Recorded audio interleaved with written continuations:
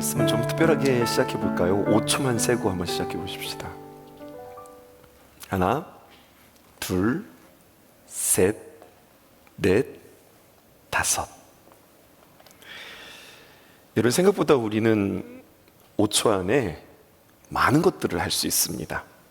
5초면은요, 넘어지는 사람도 딱 붙잡아서 일으켜 줄 수도 있고요, 또 5초면은 물 한 잔도 마실 수 있습니다.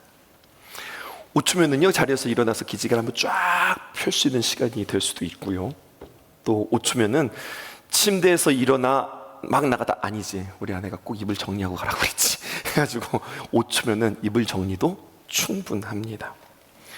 5초면은요, 컴퓨터에 불필요한 창들을 다 닫을 수도 있고요, 또 5초면 우리 아이들을 안아주기에도 충분한 시간입니다. 아이들을 안아주기에도 충분한 시간 5초라고 한다면요, 가끔씩은 아이들 앞에서 5초를 셉니다. 하나, 둘, 셋, 넷, 다섯. 내가 하지 말라고 그랬지! 막 이제 이렇게. 왜 우리는 자꾸만 아이들 앞에서 이렇게 숫자를 셀까요? 그런데요, 오늘 성경에 보면 우리에게 더 놀라운 사실 한 가지를 보여주고 있는데, 5초 만에 인류의 역사를 바꾸어 놓을 만한 놀라운 일이 있었습니다. 5초 만에 바뀌어졌습니다. 성경의 5초 안에 인류의 역사가 바뀐 놀라운 기록 한번 띄워줘 보실까요? 이것입니다. 제가 읽어볼게요. She 에이호 크리스토스 호휘오스 투 세오 투 조몬토스. 이상한 말 해서 죄송해요. 띄워주시죠. 이런 뜻입니다. 주는 그리스도시요 살아계신 하나님의 아들이십니다. 이 고백 5초면 충분합니다. 여러분, 마태복음 16장 16절, 주소도 외우기 쉬워요. 마태복음 16장 16절에 기록된 이 5초의 고백이 인류의 역사를 바꾸어 놓았습니다. 인류의 역사에 아주 중요한 전환점이 되어지는 고백이 바로 마태복음 16장 16절입니다. 이 고백을 기준으로 비포와 애프터가 선명하게 나누어집니다. 이 고백 이전까지 제자들이 바라보았던 예수님과 이 고백 이후 예수님을 바라보는 그 시선이 달라지고요, 이 고백 이전의 예수님의 사역과 이 고백 이후의 예수님의 사역이 달라집니다. 이 전까지 예수님을 그들은 뭐라고 이야기했는가? 세례 요한, 엘리야, 예레미야나 아니면 선지자 중에 하나 정도? 하나님의 말씀을 가르치고 선포하는 훌륭한 지도자 중에 한 사람 정도? 하지만 마태복음 16장 16절 이 5초의 고백 이후로 사람들이 예수님에 대해서 새롭게 보고, 예수님 또한 이 기점을 중심으로 새로운 사역들이 시작되어집니다.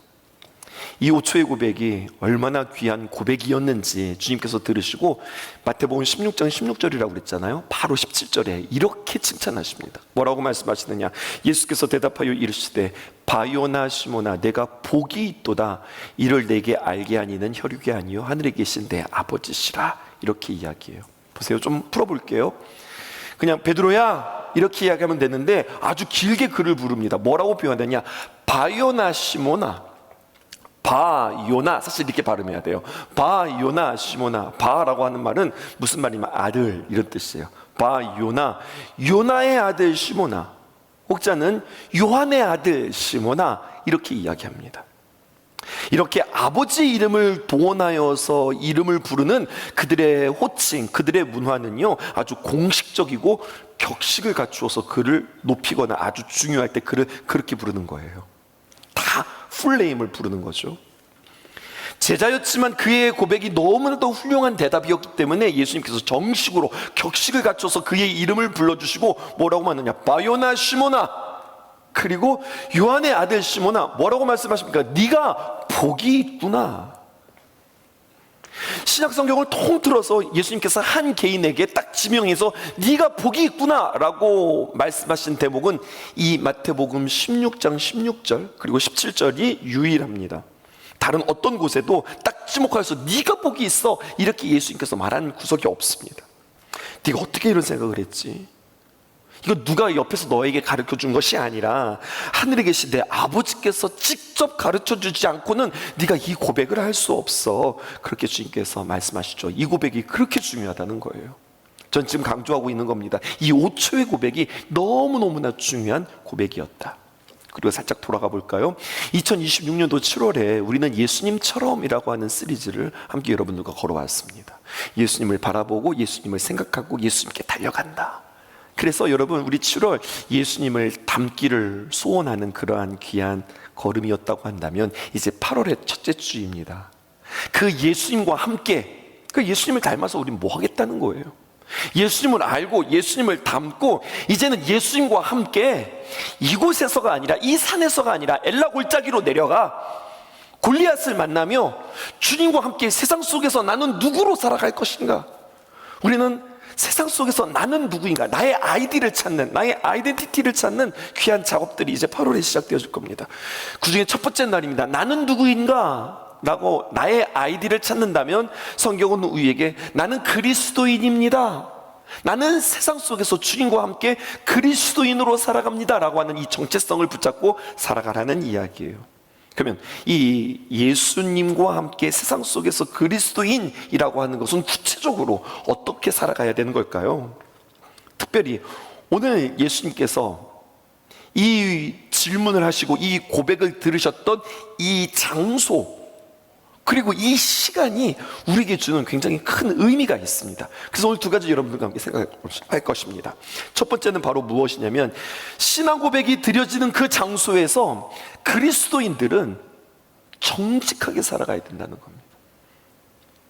그냥 윤리 시간에 들을 수 있는 이야기인데요, 여러분 이거 오늘 좀 생각해 보실 필요가 있습니다. 어디에서요? 신앙 고백이 드려지는 그 장소에서. 오늘 성경은요, 이 고백이 있었던 장소를 우리에게 이야기합니다. 빌립보 가이사랴, 또 거꾸로 가이사랴 빌립보라고 이야기해요. 이곳은 이스라엘의 저 북단이 있습니다. 북단의 단이라고 하는 곳에 있는 헬몬산 기슭에 있는 지역인데, 지리적으로, 종교적으로, 상징적으로 어떤 의미가 있는 곳일까?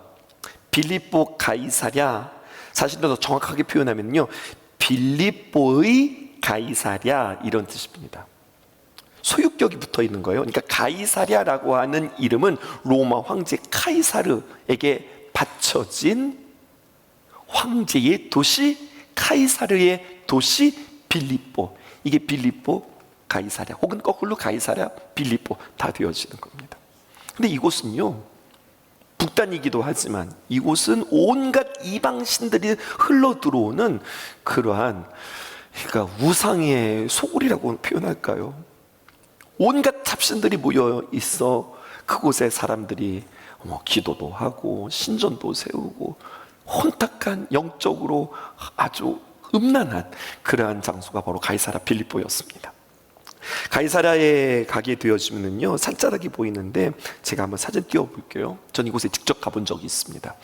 이 그림은 현재 그림이 아니라 그 당시의 모습을 복원한 복원도인데요, 2번부터 볼게요. 2번에 판의 동굴이라고 하는 곳이 있습니다. 전 그 안에 직접 들어가 보았는데요, 여러분 이 판의 동굴, 그리고 그 앞에 샘이 있는데, 이 동굴 판은 그리스 신화의 판이라고 하는 신과 관련되어져 있는 동굴입니다. 염소 머리를 가지고 있고, 상상해 보세요. 몸은 사람의 몸이고 또 하반신은 염소인 거예요. 그리고 판신은 사람들에게 두려움을 일으키는 신이었고, 이 판신, 판이라고 하는 말에서 여러분 패닉이라고 하는 말이 나왔습니다. 나 완전 패닉에 빠졌어. 그때 그 패닉이 판에서 나왔다고요.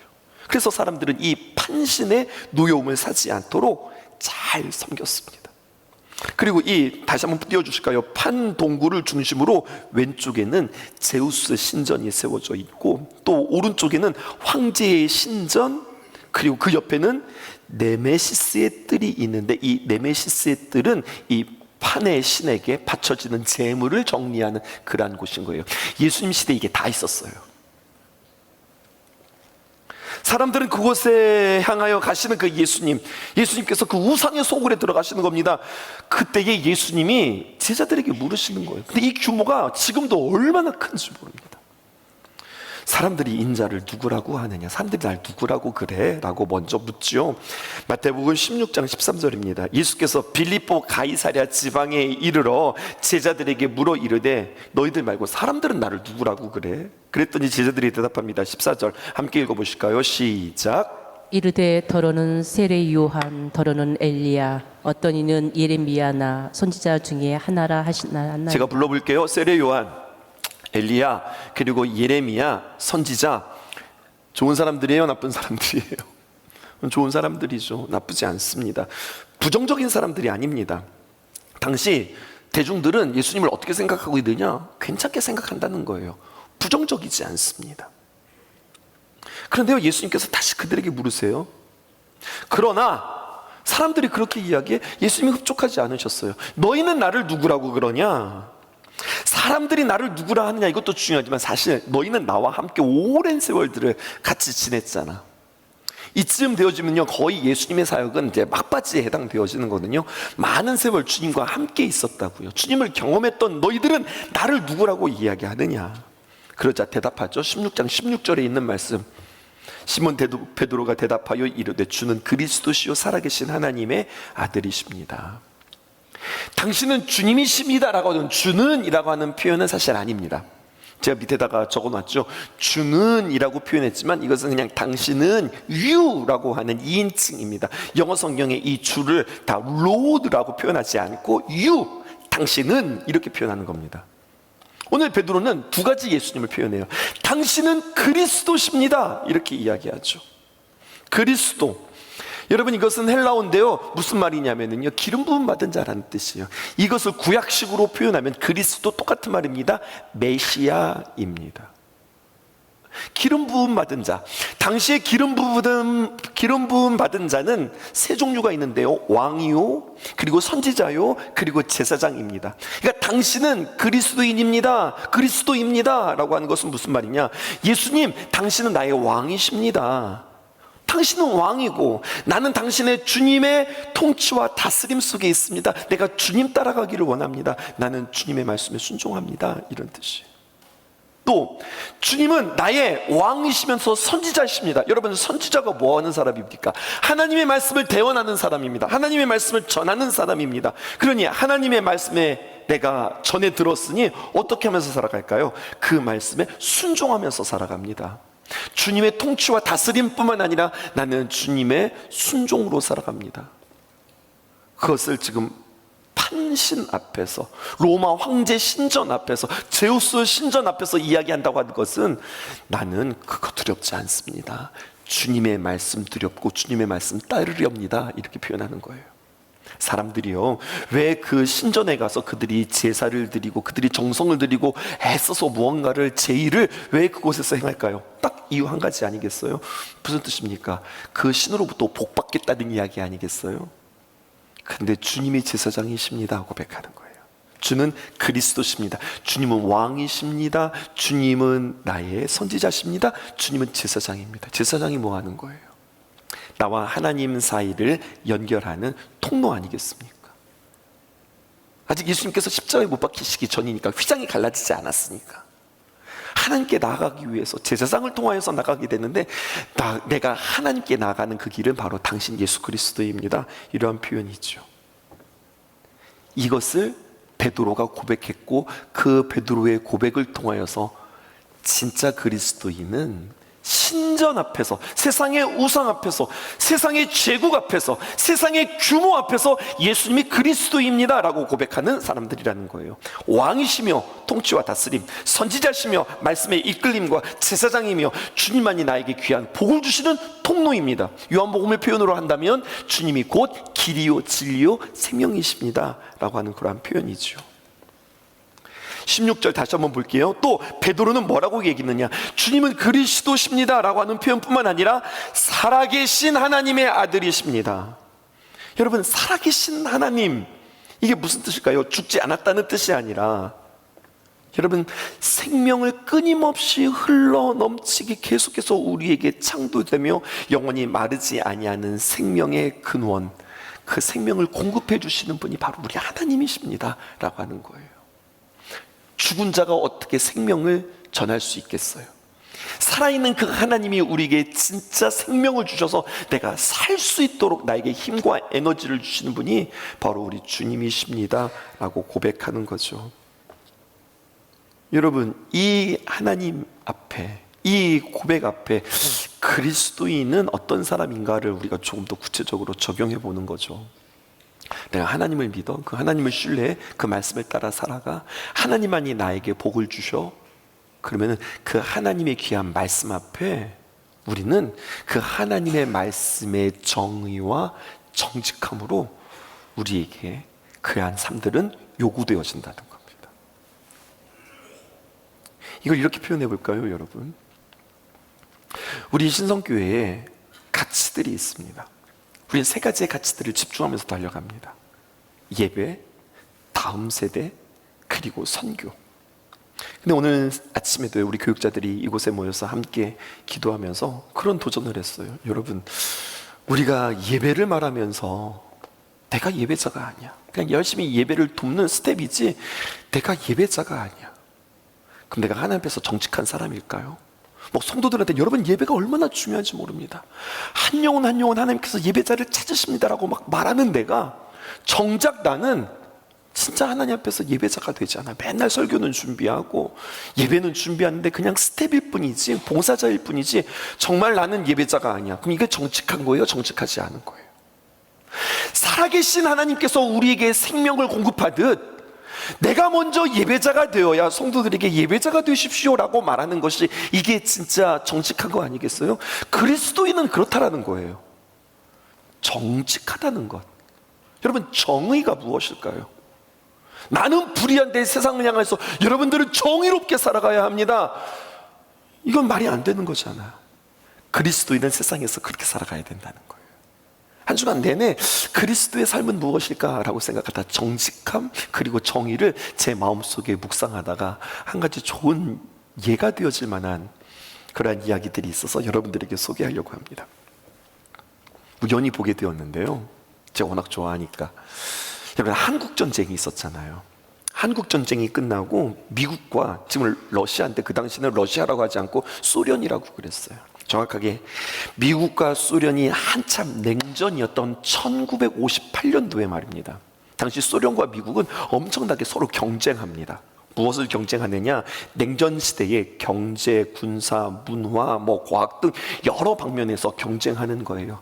누가, 어느 나라가 먼저 핵무기를 개발했느냐, 어느 나라가 인공위성을 쏘아 올렸느냐, 어느 나라가 먼저 달나라에 착륙했느냐, 여러 가지 서로 막 경쟁하는 거예요. 미국은 문화적으로 헐리우드 영화, 또 재즈, 또 소비 문화 이런 것들을 막 발전시킨다면, 정반대로 소련에서는 발레, 클래식, 그 다음에 노동자의 문화 이런 것들을 강조합니다. 막 문화적으로도 경쟁하고 또 과학적으로도 경쟁하고 군사 이런 것들로 계속해서 경쟁하고, 이때 말입니다, 소련에서 문화적으로 어떻게 하면 이들을 꽉 눌러버릴까 생각하다가 자신들의 자국에 아주 훌륭한 작곡가 한 사람이 있으니 그 유명한 차이코프스키가 있는 거예요. 그래서 문화적으로 미국을 압도하기 위해서 피아노 콩쿠르를 창설해서 수도 모스크바에서 개최했는데요, 그 중에 하나가 그 유명한 차이코프스키 국제 피아노 콩쿠르입니다. 이게 얼마나 대단한 경쟁인지 예선으로부터 시작하여서 1차, 2차, 3차에 걸쳐 이 결선이 이루어지는데 그 경쟁이 무척이나 까다롭고 그리고 치열합니다. 다양한 레파토리가 한 곡 가지고서 나가는 게 아니에요. 다양한 레파토리를 구성하고, 그리고 그 구성에는 반드시 소련 출신의, 자꾸 좀 러시아를 소련이라고 표현하니까 좀 불편하긴 합니다만, 그 소련 출신의 자랑스러운 작곡가 차이코프스키의 작품은 반드시 필수 또는 지정곡으로 포함되어 있었습니다. 그리고 소련은 생각하는 거죠. 누구보다도 자국의 피아니스트가 우리의 차이코프스키 음악을 더 잘 연주할 수 있다는 확신이 있었던 거예요. 이런 논리죠. 그러니까 여러분, 우리 한국에서 판소리 경연대회가 벌려진 거예요. 그런데 국제대회가 벌어졌더니 저기 아프리카에서 여러분 사카 쓰고 도포 입고 판소리를 하는 거죠. 얼마나 신기하겠어요. 새까만 사람이 청풍물 하면서 이렇게 판소리를 하니까 얼마나 신기하겠어요. 신기하기는 하지만 여러분 한번 대답해 보세요. 그 아프리카의 소울을 가지고 우리의 얼과 우리의 한과 우리의 정서가 담긴 그 판소리를 구현해낼 수 있겠어요? 그냥 신기할 정도죠. 그런데요, 전혀 예상을 완전히 뒤집어 놓는 일이 일어났으니 이렇게 만들어 놓고 러시아에서 자신의 문화를 자랑하고자 했었던 차이코프스키 제1회 국제 콩쿠르에 미국에서 날라온 24살의 클라이드 반 클라이먼이라고 하는 사람이 말도 안 되게 피아노를 잘 쳐버린 거예요. 사진 보실까요? 소련의 피아니스트가 제일 잘 쳐야 되는데 미국의 피아니스트가 제일 잘 쳤으니 이게 지금 난감한 상황인 거예요. 지금 우리의 문화를 자랑하기 위해서 막 쫙 피아노 대회를 열었는데 우리나라 대표가 아니라 미국 사람이 피아노를 잘 쳐버린 거예요. 게다가 피아노를 잘 쳤으니까 미국에서는 난리가 났습니다. 막 타임즈에 이 벤 클라이번이 올라오기도 했죠. 우승했으니까 올라오는 거예요. 근데 이 사연이 있어요. 어떤 사연이냐, 이제 심사위원들이 어떻게 해야 되냐는 거예요. 이 벤 클라이번에게 1등상을 줘야 되냐, 그러려면 그냥 1등상을 주는 것으로 끝나는 것이 아니라 당시에 그 경제와 그리고 당시의 그 문화와 정치 가운데는 소련의 최고 지도자, 그러니까 우리로 말하면 대통령이죠, 당시에 흐루쇼프 서기장에게 이 허락이 있어야 되는 거예요. 심사위원들이 난감을 표현합니다. 잘 치기는 잘 쳤는데 얘한테 1등을 줘야 되나? 고민 끝에 결정하지 못하고 소련의 서기장 흐루쇼프에게 이야기를 합니다. 얘가 잘 치긴 했는데 지금 우리의 의도와 지금 달라지고 있습니다. 어떻게 하면 좋습니까? 그런데요, 그때 소련의 서기장 흐루쇼프가 이렇게 이야기합니다. 유명한 말이죠. 그가 최고예요? 그가 잘 쳤어요? 그러면 그에게 1등상을 주라. 저는 이게 너무 근사했어요. 너무 멋있었어요. 자신들의 문화를 자랑하려고 만든 차이코프스키 제1회 국제 콩쿠르에 자기 나라 사람이 아니라 원수의 나라, 경쟁의 나라, 대결하는 나라 미국의 반 클라이번에게 1등을 주라는 거예요. 여러분, 세상 사람들도 이렇게 정직해요. 세상 사람들도 이렇게 정의로워요. 우리는 어때요? 그래도 우리 식구, 그래도 우리 동네, 그래도 우리 학교 출신, 그래도 우리 지역 사람, 그래도 내가 아는 지인, 뭔가 기울어지는데, 아니, 세상 사람들도 때로는 이렇게 선택하면서 살아요. 여러분, 반 클라이번이 1등 했어요. 그로부터 4년 뒤인 1962년에 반 클라이번은 미국의 포트웍스라고 하는 곳에서 자원봉사자들과 함께 미국에서도 똑같이 반 클라이번 이름을 걸고 국제 콩쿠르를 만들어 그곳에서도 이제 피아노 경연대회가 이루어집니다. 그리고 이 국제 콩쿠르에 2017년도죠. 한참 지난 2017년도에 한국의 선우예권이라고 하는 사람이 1등을 했고요.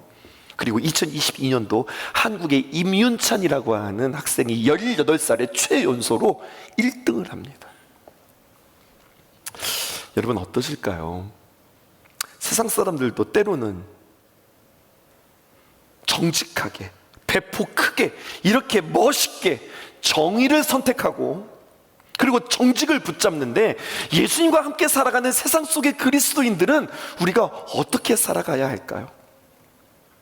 우리도 신앙 고백하잖아요. 주는 그리스도시요 살아계신 하나님의 아들입니다 라고 고백하지는 않지만 우리도 새벽마다 예배 때마다 고백하잖아요. 오늘도 고백했어요. 전능하사, 나는 전능하신 아버지 하나님, 천지의 창조주를 믿습니다 부터 시작해서 몸의 부활과 영생을 믿습니다. 우리의 신앙 고백들이 이렇게 쭉 진행되어지잖아요. 성경은 우리에게 이야기해요. 이 신앙의 고백을 이 교회에서뿐만 아니라 우리의 세상 속에서 고백하며 살아가며, 주님은 누구시라고요? 그리스도시라고. 주님은 우리의 왕이십니다. 나는 주님의 통치와 다스림 속에 있습니다. 주님은 나의 선지자입니다. 주님이 전해주시는 말씀, 정직하게 살아라, 정의롭게 살아라, 내가 그들에게 복 준다 말씀하셨던 그 말씀에 나 순종하면서 살겠습니다. 주님은 나의 제사장입니다. 나는 어떤 것에도 매이지 않고 오직 예수님을 통해서만 나는 주님을 뵙고 주님께서만 그렇게 우리에게 복 주시는 분임을 내가 믿고 살아가겠습니다. 이게 세상 속의 그리스도인 구체적으로 어떻게 살아간다고요? 정직하고 정의롭게.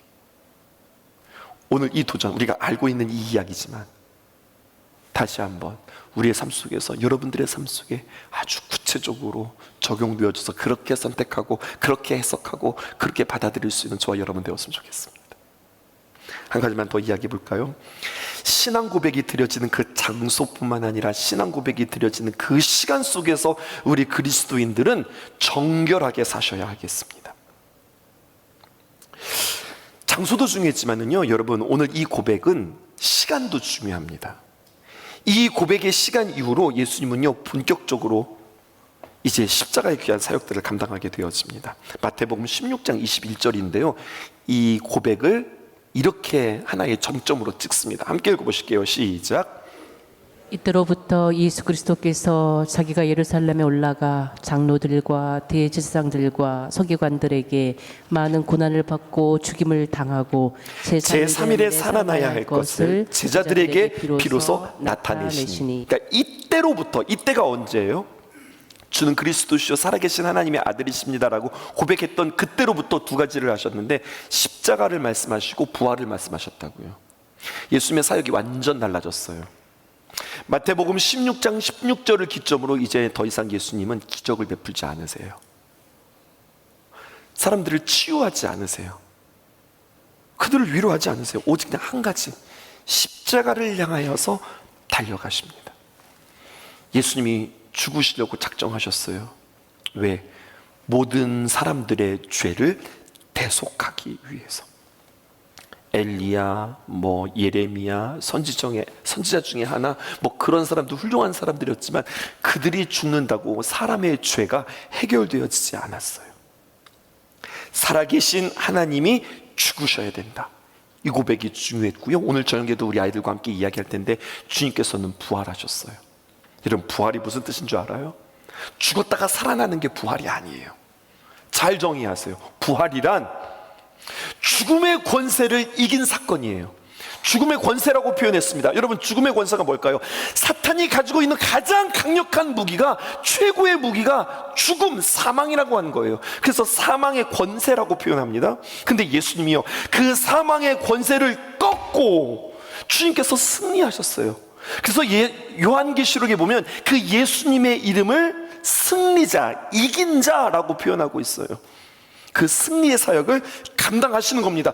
그리고 이겼어, 끝나는 것이 아니라 예수님께서는 십자가에서 죽으시고 부활하신 뒤에 무엇을 남기셨습니까? 이 땅에 교회 공동체를 남기셨습니다. 마태복음 16장 18절에 있는 말씀입니다. 함께 읽어보십시다. 시작. 또 내가 내게 이르노니 너는 베드로라. 내가 이 반석 위에 내 교회를 세우리니. 누구 교회요? 내 교회. 내 교회가 아니라 여기서 말하는 나는 누구입니까?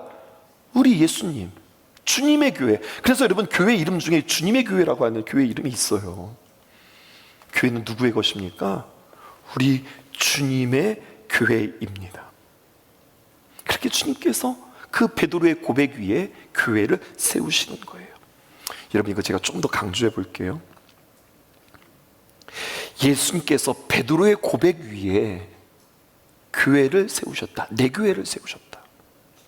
예수님께서 십자가에서 죽으시고 부활하셨잖아요. 그리고 천사가 여인들에게 이야기합니다. 예수님 부활하셨다. 근데 그 천사의 말을 가만히 들어보면 예수님 부활하셨어, 사람들에게 가서 전해, 이렇게 이야기하지 않고 뭐라고 이야기하면 예수님께서 부활하신 것을 한 사람을 딱 찍습니다. 베드로와 제자들에게 가서 이야기해. 베드로를 따로 특별하게 대우해서 베드로에게 전하고 사람들에게 전해라고 천사가 그렇게 이야기합니다. 베드로 특별해요. 디베라의 바닷가에서 예수님 모른다고 부인하고 또다시 고기 잡는 어부가 된 그에게, 사람 낚는 어부가 되라고 했는데 고기 낚는 그 어부에게 주님께서 찾아가셔서 네가 나를 사랑하느냐 3번 물으십니다. 네가 나를 사랑하느냐? 네가 나를 사랑하느냐? 네가 나를 사랑하느냐? 물으시고 내 양을 먹이라, 내 양을 치라, 내 양을 먹이라, 그에게 특별한 사명을 위임해 주십니다. 베드로는 특별한 사명을 받았습니다. 오순절 마가의 다락방에서 성령이 임하자 베드로가 성령 받고 너무 좋은 것으로 끝난 것이 아니라 제자들을 대표해서 특별하게 일어났습니다. 그리고 그들을 향해서 하나님의 귀한 말씀을 담대하게 선포했습니다. 그렇게 베드로는요, 특별하게 초대교회에 하나님의 귀한 복음을 전하는 사람이 되었다는 이야기예요. 그런데 여러분, 지금부터 경청해 보세요. 그렇게 특별했던 베드로가 사도행전의 무대에서 내려오는 기점이 있습니다. 그렇게 영향력이 있었고 특별했던 베드로가 사도행전 16장, 오늘 16장 많이 나오네요. 마태복음 16장 16절도 이야기했는데, 사도행전 16장 이후로 베드로의 이야기는 어디도 찾아볼 수 없습니다. 베드로는 사라집니다. 거기까지입니다. 특별한 베드로의 사명은 거기까지입니다. 그리고 누가 등장하느냐? 사도 바울이 등장하고, 초대교회는 수장이었던 베드로에서 이제 야고보로 넘어가게 되었습니다. 여러분, 여기서 기억해야 될 것이 있어요. 무엇을 기억해야 될까요? 베드로 특별한 사도였으면 분명합니다. 하지만 저는 이렇게 표현하고 싶습니다. 베드로 특별한 사도였지만 유일한 사도는 아니었다. 여러분, 이것을 우리에게 한번 적용해 보십시다. 교회는 누구의 교회다? 주님의 교회다. 나의 교회라. 우리가 주님 앞에 특별하게 쓰임 받을 수 있지만 여러분, 영원하지 않습니다. 계속되어지지 않습니다. 위임하고 내가 주님 앞에 귀하게 쓰임 받을 때가 있고, 그 우리 뒤를 이어서 주님으로부터 귀하게 쓰임 받을 사람들이 세워지는 겁니다. 이렇게 주는 그리스도시요 살아계신 하나님의 아들이십니다 라고 고백하는 것, 이 고백 위에 세워진 교회를 바라볼 때에, 아, 교회는 이렇게 세워지는 거구나. 교회는 특별한 그 사람 누군가에 의해서 계속 터줏대감 노릇을 하며 그 사람이 계속 쥐고 있는 것이 아니라 그렇게 귀하게 쓰임 받다가 그 다음 세대로 넘어가는 거구나. 이것을 우리가 받아들일 줄 아셔야 되는 겁니다. 하나님께서 우리를 이 땅에 보내셨습니다. 그 하나님께서 우리를 데려가십니다. 언제 데려가십니까? 병들고 연약하고 아플 때, 그래 너 다 되었구나, 주님께서 데려가실까요? 아니요. 이렇게 이해하셔야 됩니다. 나의 사명이 다 되었을 때 주님께서 데려가시는 겁니다. 우리를 이 땅에 사명자로 보내셨고 주님께서 우리의 사명들을 다 감당한 뒤에 넌 거기까지야 하고서 우리를 데려가시는 거예요. 그런데 그 사명의 기한을 모르고, 전도서의 말처럼 나의 때를 모르고 내가 너무 방치해 있던지, 나의 때가 이미 지났음에도 불구하고 여전히 붙잡고 있었던 우리들의 모습은 아닌가 생각해 보는 거예요. 다 뭡니까? 나는 그리스도인이라고 이야기하지만, 오늘 찬양대에서도 그렇게 고백했지만, 복음 앞에서 우리는 예수 그리스도를 자꾸만 이용하는 자가 되어진다고요. 마태복음 21장 9절에 이렇게 표현되어져 있습니다. 앞에서 가고 뒤에서 따르는 무리가 소리질러 이르되 호산나 다윗의 자손이여 찬송하리로다. 주의 이름으로 오시는 이여 가장 높은 곳에서 호산나.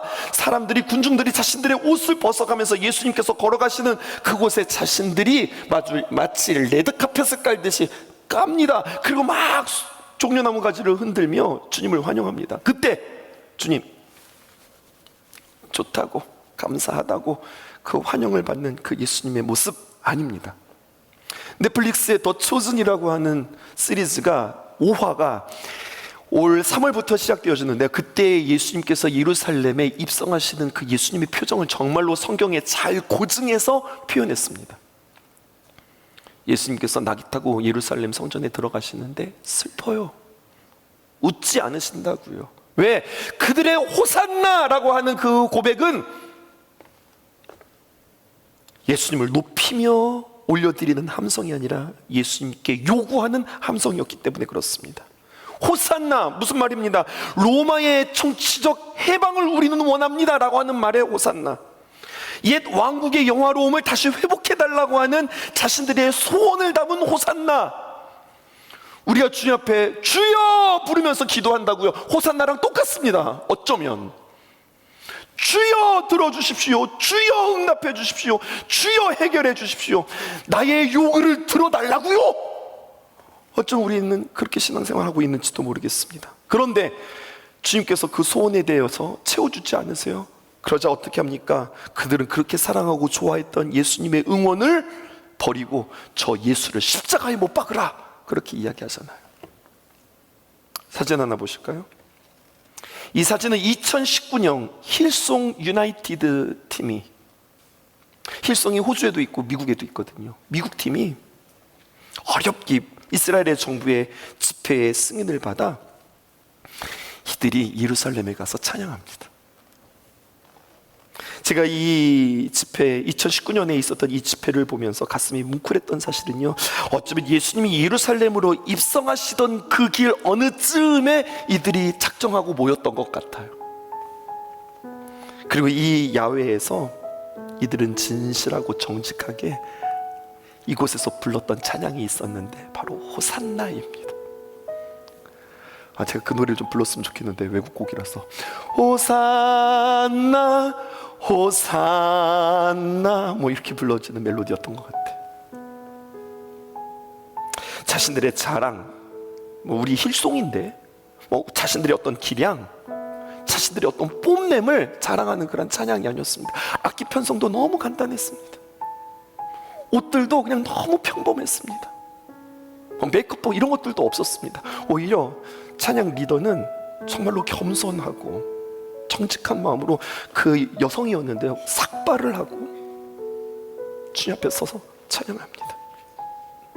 예수님 당시 많은 군중들이 자신들의 욕심과 욕망에 사로잡혀서 호산나를 외쳤다면 2019년도 세월이 흘러 십자가의 복음을 경험했던 이들이 모여서 자신들의 욕심과 욕망이 아니라 자신들의 비움과 정결함으로 주님만이 우리의 구원이십니다, 주님만이 답이십니다, 주님이 우리를 구원하소서, 모든 것들을 주님께 맡겨드립니다라고 진정한 호산나의 뜻을 알고 그들이 찬양할 때에 우리 하나님은 얼마나 좋으셨을까요? 여러분들 기도해 주셔서 집회가 너무 좋았어요. 정말로 여러분들이 기도해 주시는 것들이 느껴졌습니다. 근데 집회하면서 아이들과 마지막 날을 무슨 찬양을 했냐면 이 찬양했어요. 다른 게 아니라 주님을 사랑하는 그 기쁨을, 그 즐거움을 우리가 빼앗기지 않게 해주세요. 청년들이, 학생들이 얼마나 기도 제목들이 많았겠어요. 근데 우리 그런 기도하지 말고 주님을 사랑하는 기쁨을, 그 즐거움을 빼앗기지 않게 하소서. 예수, 예수, 예수, 주님을 사랑합니다. 호산나 주 예수여 어서 오소서, 호산나 주 예수여 어서 오소서. 이 찬양을 하는데 얼마나 은혜가 되고 얼마나 감사한지, 우리의 목적과 우리의 답들을 전해놓고 하나님 이거 우리에게 들어주세요라고 요구하는 그러한 찬양이 아니라 우리는 딱 한 가지 원합니다. 우리가 바라는 거 이겁니다. 주님을 사랑하는 그 기쁨을, 그 즐거움을 빼앗기지 않게 하세요. 어느 때든지 어느 장소든지 그 마음 빼앗기지 않게 해주세요. 그리고 참 행복했던 것 같아요.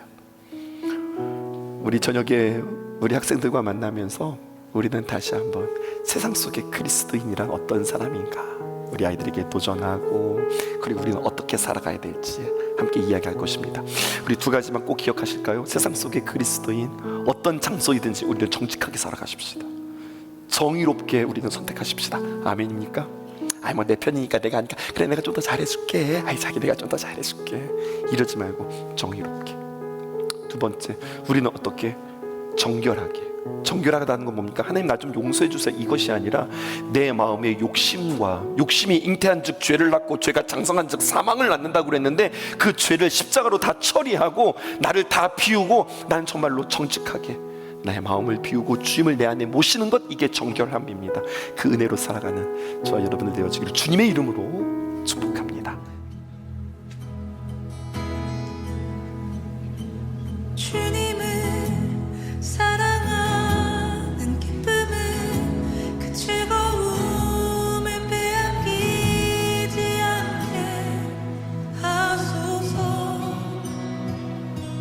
주님을 사랑하는 기쁨은 그 즐거움을 빼앗기지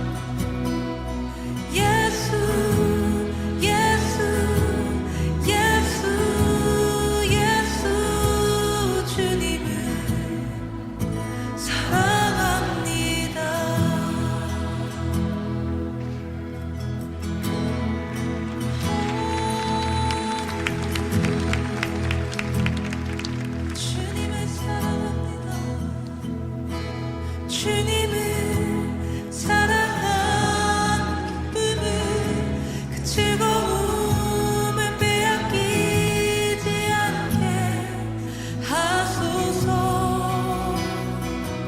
주님을 사랑하는 기쁨을 그 즐거움을 빼앗기지 않게.